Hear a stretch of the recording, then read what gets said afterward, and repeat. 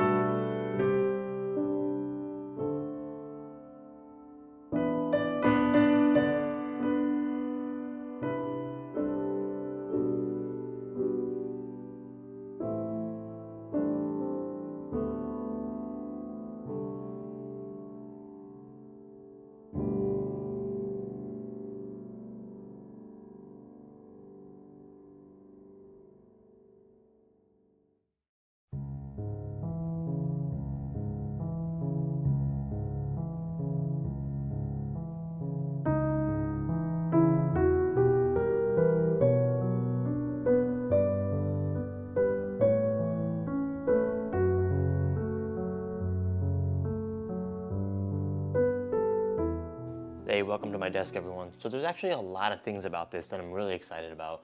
For one, the Taiwan moss on here is finally starting to actually make way, and it's actually looking like proper moss in an immersed environment. For those of you who don't know, or if you don't remember, I've been struggling with this portion of the aquarium, of this cube, for the longest time. Previously, the moss on here, the Taiwan moss, it kept dying, and it wasn't drying up, it was just turning a weird color. It wasn't turning brown, but it didn't look like how I want Taiwan moss to look. And we've now have it dialed in. I'm not sure what I did right this time around, but I have been using this 2-hour Aquarius Dew fertilizer spray. This is designed for immersed growth and terrariums and paludariums and whatnot, and it seems to be working really well. That said, I have been using this the entire time, so I'm not sure why it's just now working. Maybe it's because I'm running a heater now that things are getting colder. That might have to do with it. So I'm gonna go ahead and remove all the plants from the top here, and we can get a closer look on the inside. And just as always, before we get too crazy with tearing this thing apart, here's a little handheld free cam look of the entire aquarium. Yeah, looking really good. Liliopsis brasiliensis has been carpeting and actually spreading and sending runners everywhere, so that's really cool. Especially that considering it doesn't get a whole lot of light, so because we have so many floating plants up here. But yeah, here's a good look at the top. Have our pothos in there. Got our peace lily. And like I mentioned earlier, here is our Taiwan moss that is doing exceptionally well, and I'm really excited about that. And get a closer look. There is the rabbit's foot fern that is coming out from behind the Taiwan moss. So yeah, super cool, super cool. So one more thing before we get too crazy, my apologies. You might notice that the Endler fry that we had in here in the last video are not in here, and that is because they have kind of started to get bigger, and I have moved them to the shrimp generator tanks. So they have gone from a 2-gallon to a 4-gallon, and then at some point when they are old enough to be able to hold their ground, they're going to be ending up going into the 20-gallon Endler ecosystem tank over there. So, yep, that's what's happening. And as far as shrimp go, I have something planned. I actually took all the red cherry shrimp out of here, at least all the adult size ones, because I want to do a blue velvet only tank. So I've never actually done a tank with just blue velvets before, and I'm super excited to give it a shot. I have had blue velvets in the past, but that was in a tank with a bunch of other varieties of shrimp, such as like cherry shrimp, and then I had some orange guys in there. And they eventually just kind of turned into Skittle shrimp, and then beyond that, they just kind of turned into like this brown color, and you couldn't really tell what they were anymore. That being said, I think there might be some baby cherry shrimp hiding in here, and then eventually they'll just kind of become Skittle shrimp again. Then, you know what, that's okay. Because I'm not the kind of person that culls shrimp and then like euthanizes them or anything.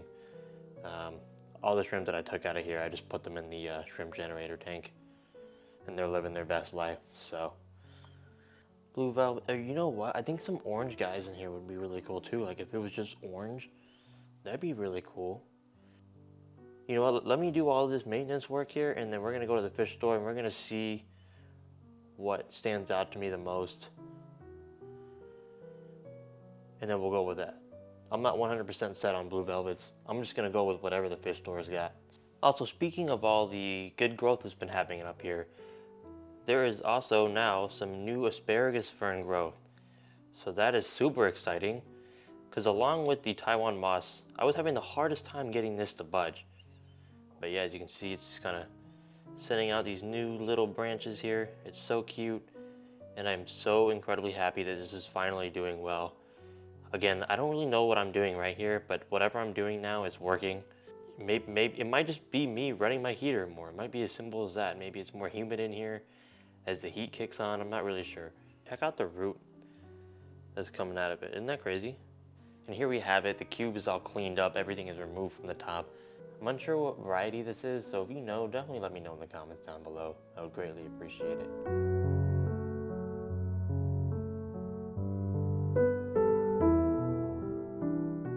You know what's underrated is looking at this from the side. I always forget how cool this side profile looks. Just seeing the deep substrate going to a thin beach feature here, but then it's like all densely packed in the back. I love the way it looks.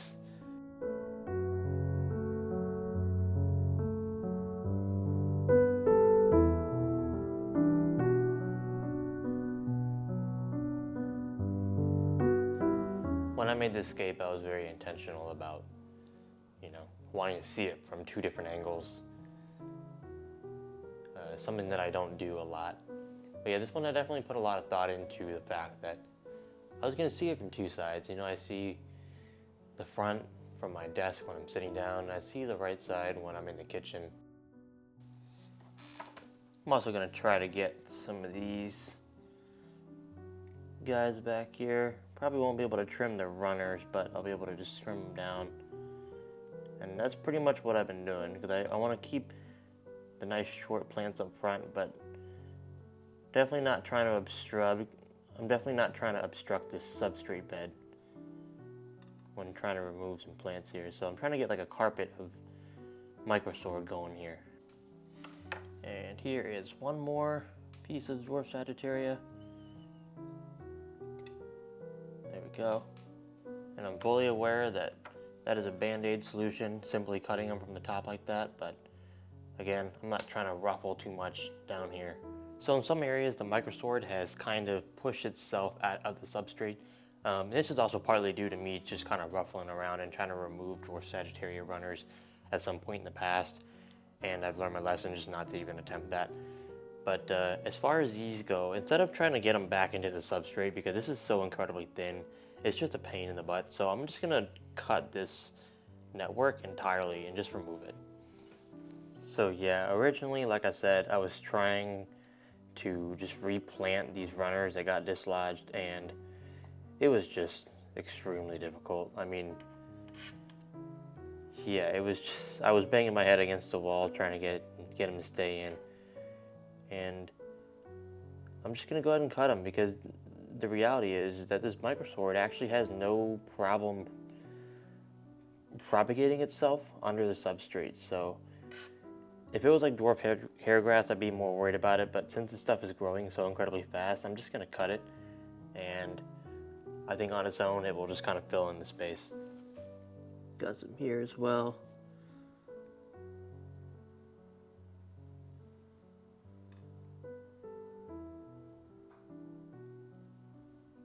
Yeah, that just kind of cleans things up. We'll see less roots now, and we can use this microsword that we're cutting for another project, so that's pretty cool. Alright, so we actually have a few lucky cuttings of microsword from that little trimming session. Oh, let me try that again. We have a few lucky pieces of microsword from that trimming session. It's not much, but I had this bowl lying around and I figured, what if we start a little immersed microsword propagating bowl thing? So yeah, let's do it.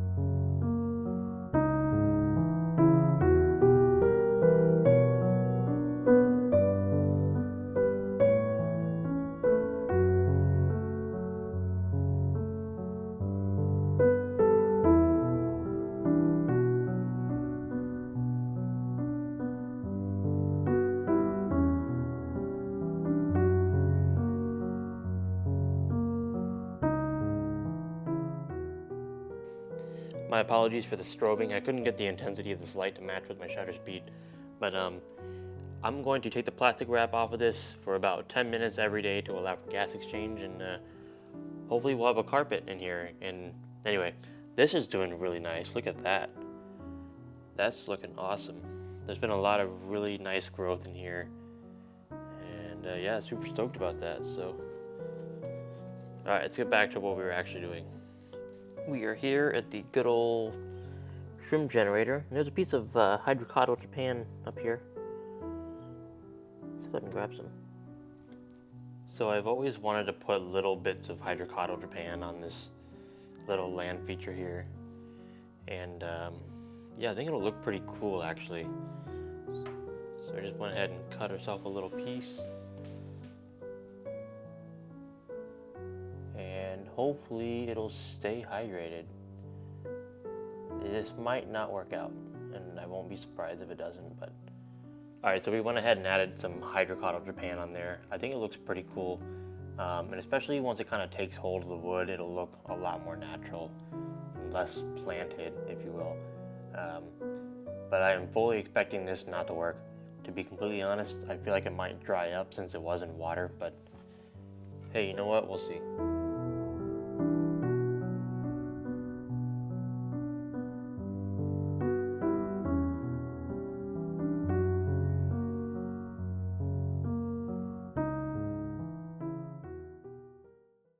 Hey, what's going on everyone? It's the next day, and on the way home from work, I went to my local fish store and I picked up some Snowball Neocaridina.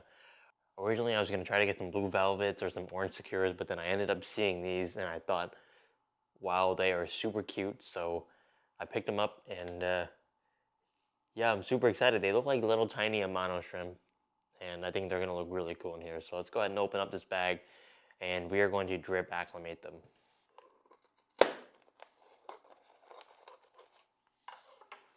Oh, hey, buddy. I just noticed you. I didn't even see him in there. How you doing? Good day?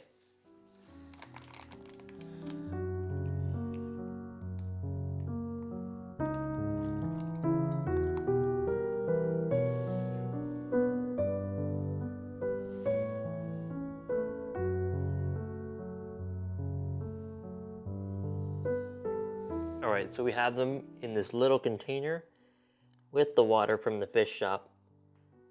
And look at them, look how cute they are. They kind of look like brine shrimp, you know, because they're like clear and they just have like the black dot eyes. Yeah, super cute, super cute. I'm really happy with the way this looks, or with the way they look, and I think it's gonna look really nice in here.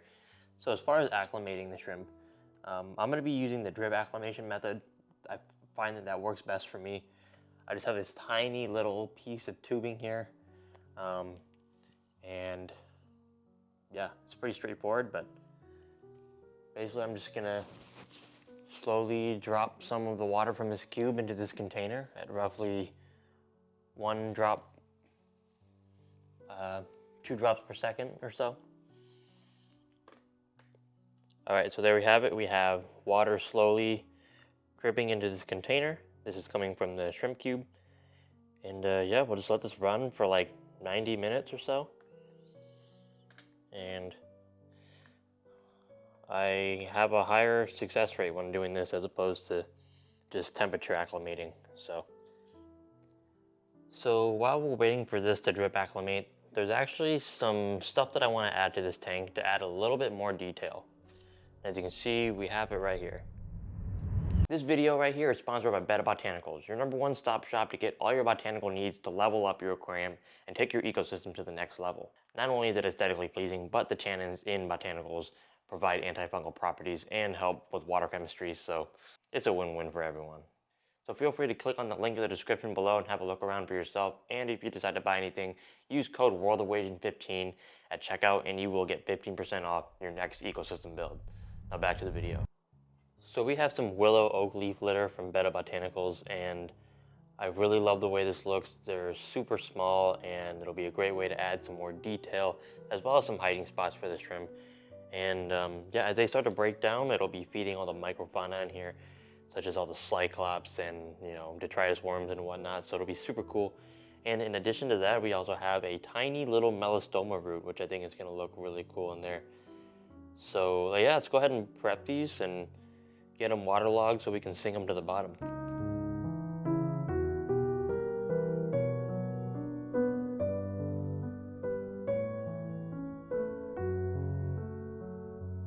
Right, so this is going to be pretty straightforward. I'm just going to go ahead and stick our leaf litter in the water and hopefully it sinks. It should. Yeah, there we go. Just kind of wedge it under the microsword here so it looks more natural, like it's been there for quite some time. You know, got stuck in a river, like the water pushed it under there or whatever. You can make up your own story. How about that? This is looking pretty cool. You know, I'm not gonna lie. I'm pretty stoked about this actually.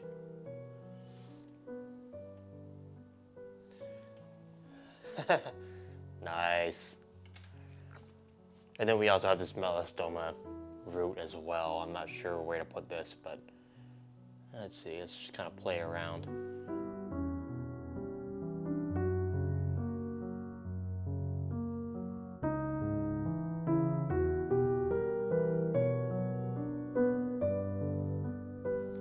I don't know about you, but I think that looks pretty awesome.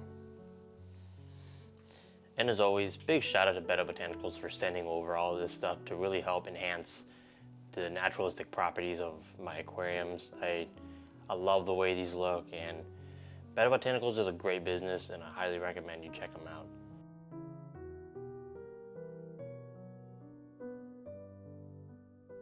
Well everyone, the time has come. They've been acclimating for over an hour now, and yeah, let's go ahead and remove this acclimation tube thing and add them to the tank.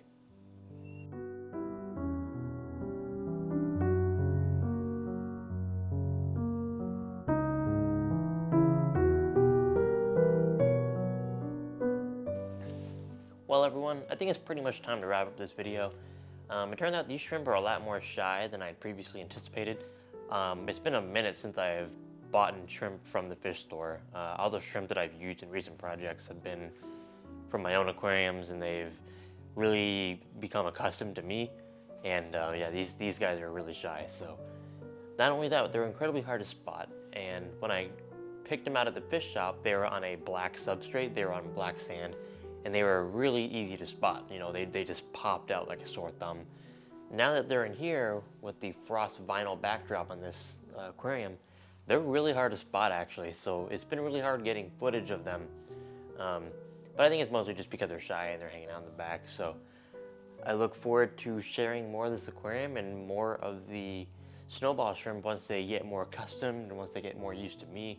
And yeah, it should be pretty cool. So thanks for watching, everyone. And I'll be sure to keep you all updated on the snowball shrimp. And yeah, I'll see you all in the next one.